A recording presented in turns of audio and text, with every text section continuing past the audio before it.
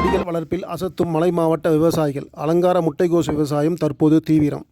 உதகை தாவரவியல் பூங்காவில் மலர் கண்காட்சி நடத்தப்படுவதை முன்னிட்டு பல வண்ண மலர்கள் பல ரகங்களில் உருவாக்கப்படுகிறது.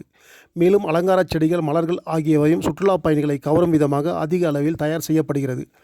சமீபத்திய தினங்களில் புதிய முயற்சியாக விவசாயிகள் வித்தியாசமான அதிக லாபம் தரக்கூடிய மலர்கள் மற்றும் அலங்கார செடிகளை நடவு செய்து விற்பனை செய்து வருகின்றனர். அந்த வகையில் கேத்தி பகுதியைச் சேர்ந்த விவசாயி ஒருவர் அவருடைய விவசாய நிலத்தில் அலங்கார முட்டைகோஸ் இரு வண்ணங்களில் காட்சியளிக்கும் அலங்கார மலர்களை விவசாய நிலத்தில் நடவு செய்துள்ளார்.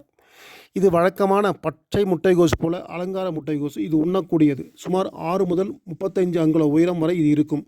இளம் சிவப்பு, ஊதா, வெள்ளை மற்றும் இரு வண்ண கலவைகளில் இது மலரும். அலங்கார முட்டைகோஸ் மற்றும் காளை என அழைக்கப்படும் இவை உண்ணக்கூடியவை. இவை கசப்பான சுவை கொண்டவை மற்றும் பெரும்பாலும் சமையல் அமைப்பில் அலங்காரமாக இவை பயன்படுத்தப்படுகின்றன. வெள்ளை, இளஞ்சிவப்பு, ஊதா மற்றும் சிவப்பு இலைகளின் பெரிய ரோபோ செட்டுகளாக வளர்க்கப்படும் வீட்டு தோட்டங்களில் வண்ணமயமான சேர்க்கைகளாக அலங்கார முட்டைகோஸ் வளர்க்கப்படுகின்றன. இது குறித்து விவசாயி தெரிவிக்கையில், இந்த அலங்கார முட்டைகோஸ் மலை மாவட்டத்தின் தயார் செய்யப்பட்டு பல்வேறு சமவெளி பகுதிகளுக்கும் வெளி மாநிலங்களுக்கும் அலங்காரத்திற்காக எடுத்து செல்வதாக தெரிவித்தார்.